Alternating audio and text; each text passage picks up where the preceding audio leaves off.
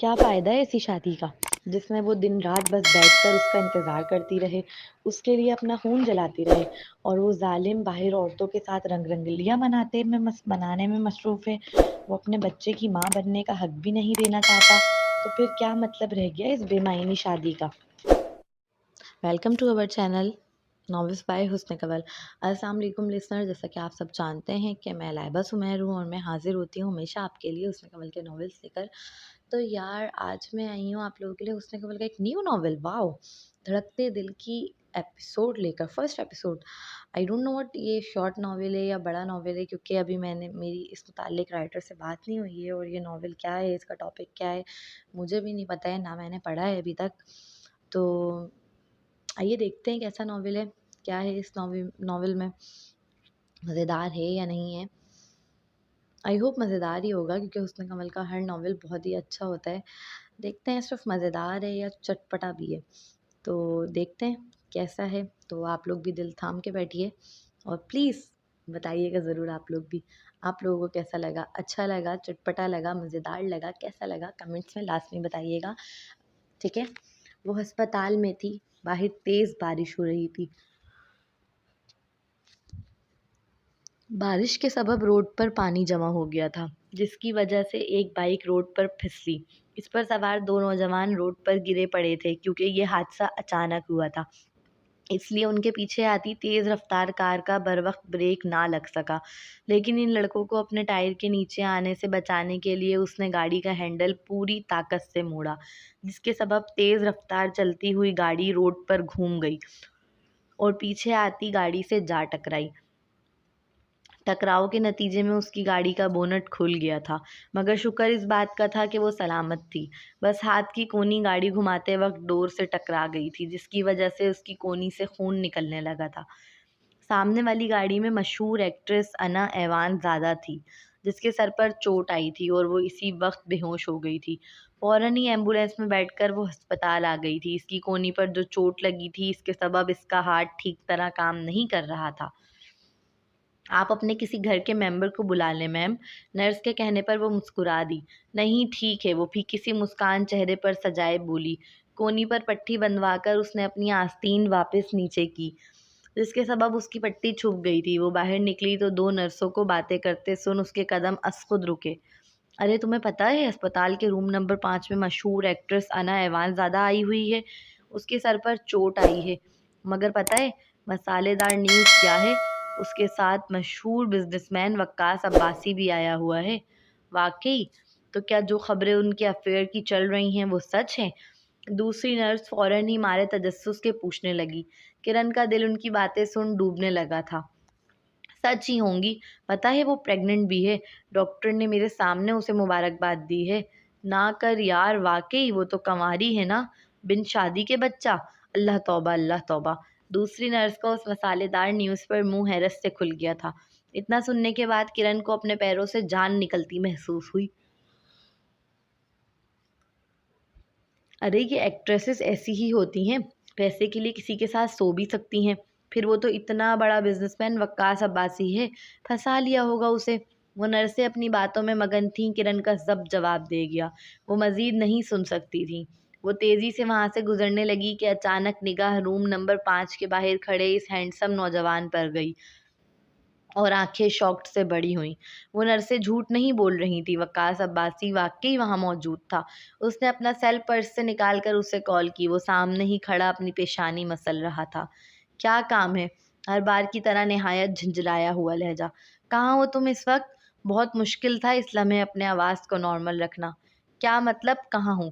ظاہر سی بات ہے آفس میں ہی ہوں گا نا، خاصا جھنجھلاتے ہوئے جواب دیا۔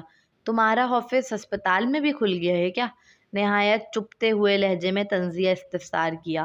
اس کے سوال پر وقاص کی آنکھیں حیرت سے پھیلیں۔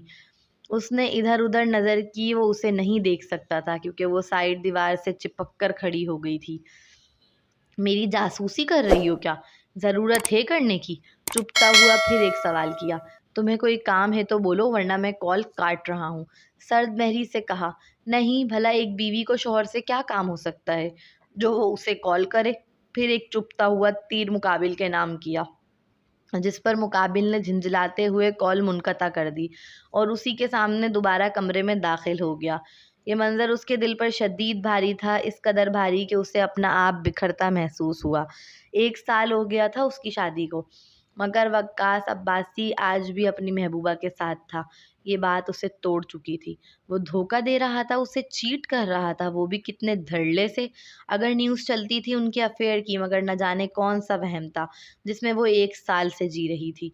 کس قدر خوش فہمی تھی اسے کہ ایک دن اپنے شوہر کو اپنی محبت سے اپنا کر لے گی، مگر آج اپنا آپ ایک مذاق لگا، اپنی شادی ایک مذاق لگی، اس کے ساتھ گزارا ہر ایک لمحہ مذاق لگا، مذاق ہی تو بن کر رہ گئی تھی وہ۔ اپنے دل پر بھاری بوجھ محسوس کیا، اس قدر درد کی شدت کہ لگا پھٹ جائے گا آج۔ اپنے آنسو بے دردی سے صاف کرتی وہ باہر نکل گئی۔ اگلا سین، وقاص المعراج مینشن پہنچا تو گھر میں معمول کے برخلاف خاموشی چھائی محسوس ہوئی۔ رابعہ، تمہاری میم کہاں ہے؟ اس کی ملازمہ تیزی سے آ کر اسے سامان لینے لگی تو وہ حیرت سے پوچھنے لگا۔ اسے عجیب لگی تھی یہ بات کہ کرن اس کا سامان لینے کے لیے دروازے پر موجود نہیں تھی آج۔ وہ تو جب سے آئی ہیں اپنے کمرے سے باہر نہیں نکلی ہیں، رابعہ نے نظر جھکائے جواب دیا۔ ٹھیک ہے، میں کھانا لگا دوں؟ رابعہ نے ڈرتے ہوئے پوچھا۔ نہیں، تمہاری میم نیچے آ جائیں تو ساتھ کھا لیں گے، وہ روبدار انداز میں کہتا ہوا اسٹڈی روم کی جانب بڑھ گیا۔ آدھا گھنٹہ گزر گیا تھا، آج کرن نہ آئی اس کے لیے چائے لے کر۔ اسے عادت تھی چائے کی، نہ ملے تو سر میں درد ہونے لگتا تھا۔ اب یہ عادت بھی تو اسی نے ڈالی تھی، اگر وہ کھانا کھائے بغیر اسٹڈی میں جاتا تو چائے لے کر آ جایا کرتی تھی، وہ بھی صرف 5 منٹ بعد۔ آج آدھا گھنٹہ گزر گیا تھا، وہ لڑکی نہ آئی۔ اب مزید کام پر فوکس کرنا ممکن نہ رہا، بار بار نظر گھوم پھر کر دروازے پر جا رہی تھی۔ آخرکار فائل بند کر کے جھنجھلاتے ہوئے اٹھا۔ وہ اپنے کمرے میں آیا تو لائٹس آف تھیں، بس ہلکی سی لیمپ کی پیلی روشنی پورے کمرے میں پھیلی نظر آ رہی تھی۔ ڈائریکٹ بیڈ کی جانب آیا تھا وہ، اس پر سے کمبل ہٹا کر پیشانی پر اپنے ہاتھ کی پشت رکھی۔ بخار تو نہیں ہے؟ وہ سکا سانس لیتے ہوئے بولا۔ لگتا ہے شاپنگ کر کے تھک گئی ہوگی اس لیے سو گئی۔ وہ اپنے اندازے کے مطابق بڑبڑاتا ہوا فریش ہونے چلا گیا۔ واپس آیا تو لائٹ پیلے رنگ کی شرٹ و بلیک پاجامے میں ملبوس تھا۔ ان ڈھیلے کپڑوں میں اس کی ورزشی جسامت چھپ گئی تھی، ساتھ ساتھ وہ کوئی 17 سالہ کم عمر لڑکا لگ رہا تھا۔ وہ اس کے برابر میں آ کر اپنی جگہ لیٹا تو کرن فوراً ہی اس کے سینے سے آ لگی۔ اس کی گرم سانسیں وہ اپنے سینے پر محسوس کر رہا تھا۔ کرن نے اس کے گال کو نرمی سے چوما تو اس کے چہرے پر مسکراہٹ بکھری۔ اس کے ہاتھوں کا نرم لمس سارے سوئے ارمان جگا گیا تھا۔ سانس بھاری ہونے لگی، وہ کسی کالی گھٹا کی طرح اس پر چھانے لگی۔ وہ بھی اسے روک نہیں رہا تھا بلکہ اس کے ہر عمل میں ساتھ دیتا معلوم ہو رہا تھا۔ مجھے بچہ چاہیے، وہ بھاری ہوتے سانس کے ساتھ اس کی آنکھوں میں جھانکتے ہوئے اپنی خواہش کا اظہار کرنے لگی۔ کیا؟ مگر کیوں؟ سارا بہکا پن ایک لمحے میں غائب ہوا اس کی فرمائش سن۔ فوراً ہی اسے خود سے ہٹا کر سیدھا ہو کر بیٹھا۔ کیا مطلب کیوں؟ 1 سال ہو گیا ہے ہماری شادی کو، میرا دل کرتا ہے کہ میری بھی اولاد ہو۔ میں ابھی وہ بول ہی رہی تھی کہ مقابل کی آنکھیں سرخ ہوئیں۔ تم اور تمہارے ارمان تو ختم ہی نہیں ہوتے۔ مجھے کوئی بچہ نہیں چاہیے اس وقت، وہ غصے سے کہتا بیڈ سے اتر کر کھڑا ہوا۔ بچہ نہیں چاہیے یا مجھ سے نہیں چاہیے؟ بری آنکھوں میں سرخ ڈورے سجائے وہ غصے سے بھپر کر پوچھنے لگی۔ کوئی فرق ہے اس میں؟ وہ آگ بگولا ہو کر کہتا کمرے کا دروازہ زور سے بند کر باہر نکل گیا۔ وہ رونے لگی تھی، بچوں کی طرح پھوٹ پھوٹ کر رونے لگی۔ تھک چکی تھی وہ ریگستان میں پھول کھلنے کی امید لگائے۔ ریگستان میں پھول نہیں کھلا کرتے، آج جان لیا تھا اس نے۔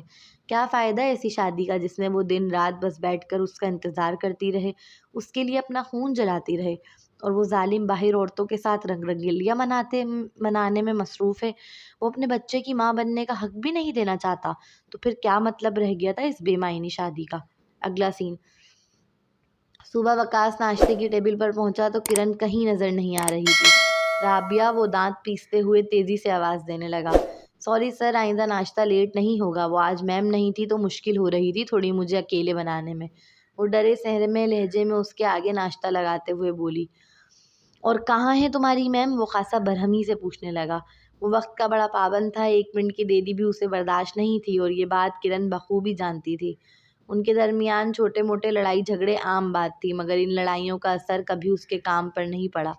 یا یوں کہنا بہتر ہوگا کہ اس کی بیوی نے پڑھنے نہیں دیا۔ ایک ہوتا ہے خپتی، وہ مہا خپتی تھا، خاص طور پر وقت کو لے کر۔ 10 منٹ میں وہ کروڑوں کی ڈیلز کر سکتا تھا، جو ایک ناشتہ نہ بنا کر اس کی بیوی نے ضائع کر دیے تھے۔ اسے برہم ہوتا دیکھ رابعہ کو اپنی سانسیں لینا بھی دشوار لگا۔ وقاص عباسی کی رعبدار شخصیت کچھ ایسی تھی کہ اگر وہ کچھ نہ بھی بولے تو بھی سامنے والے پر اس کا رعب طاری ہو جاتا تھا۔ وہ یہ لفافہ آپ کو دینے کے لیے کہہ کر چلی گئی۔ رابعہ نے اس کے آگے اپنے ایپرن کی جیب سے نکال کر سفید لفافہ بڑھایا۔ کیا ہو سکتا ہے اس میں؟ وہ یہی سوچ کر لفافہ لینے لگا۔ صبح ہی صبح باہر چلے گئی؟ اتنا کیئرلیس کب سے ہو گئی کرن؟ وہ دل ہی دل میں بڑبڑایا، ساتھ ساتھ لفافہ کھولنے لگا۔ لفافہ کھولا تو ان میں پیپرز تھے۔ ہاتھ ڈال کر باہر نکالنے کی دیر تھی، آنکھیں شاک سے پھٹیں۔ طلاق کے پیپرز؟ اس کی آنکھیں سرخ انگارہ ہوئیں، کانوں سے مارے غصے کے جیسے دھواں نکل رہا ہو۔ اس نے فوراً ہی پیپرز ٹیبل پر پٹک کر کرن کو کال ملائی۔ دوسری جانب سے کال فوری ریسیو ہوئی، جیسے اسی کی کال کے انتظار میں بیٹھی ہو۔ یہ سب کیا ہے کرن؟ بمشکل اپنا غصہ ضبط کر ہاتھ میں پکڑا چمچہ مضبوطی سے بھینچتے وہ تحمل مگر غراتے ہوئے پوچھنے لگا۔ مانا وہ وہاں نہیں تھی، مگر اندازہ لگا سکتی تھی کہ کس قدر لال پیلا ہو رہا ہے وقاص عباسی اس وقت۔ اس کا وہ صدا کا مغرور چہرہ لال پیلا ہوتے دیکھنا چاہتی تھی وہ۔ پڑھنا نہیں آتا کیا؟ نہایت تحمل سے طنز کیا۔ اور میں وجہ جان سکتا ہوں اتنا بڑا فیصلہ یوں اچانک لینے کی؟ بہت کم گو تھا وہ نپے تلے الفاظ بولنے کا عادی۔ چاہے کتنی بڑی ہی مشکل اس کے سامنے آن پڑے، وہ ضبط کھونے والوں میں سے نہیں تھا، مگر آج اپنا ضبط کھوتا معلوم ہوا۔ دماغ کی رگیں غصے سے ابھریں۔ بس نہیں چل رہا تھا اس لڑکی کا حشر کر دے۔ تم مجھے خوش نہیں رکھ پا رہے، نہایت تحمل سے جواب دیا۔ کوئی لمبی چوڑی تمہید نہیں باندھی اس لڑکی نے، ڈائریکٹ وہ جواب دیا جو مقابل کے ایگو کو جا کر لگے۔